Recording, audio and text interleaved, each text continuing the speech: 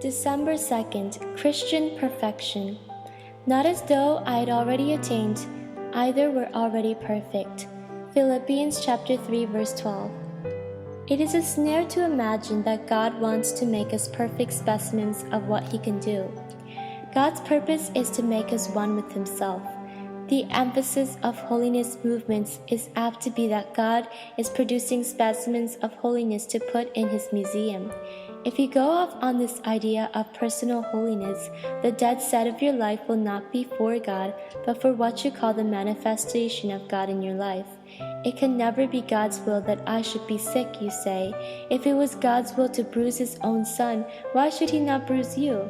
The thing that tells for God is not your relevant consistency to an idea of what a saint should be, but your real vital relation to Jesus Christ and your abandonment to Him, whether you're well or ill. Christian perfection is not, and never can be, human perfection. Christian perfection is the perfection of a relationship to God which shows itself amid the irrelevancies of human life. When you obey the call of Jesus Christ, the first thing that strikes you is the irrelevancy of the things you have to do, and the next thing that strikes you is the fact that other people seem to be living perfectly consistent lives. Such lives are apt to leave you with the idea that God is unnecessary. By human effort and devotion, we can reach the standard God wants.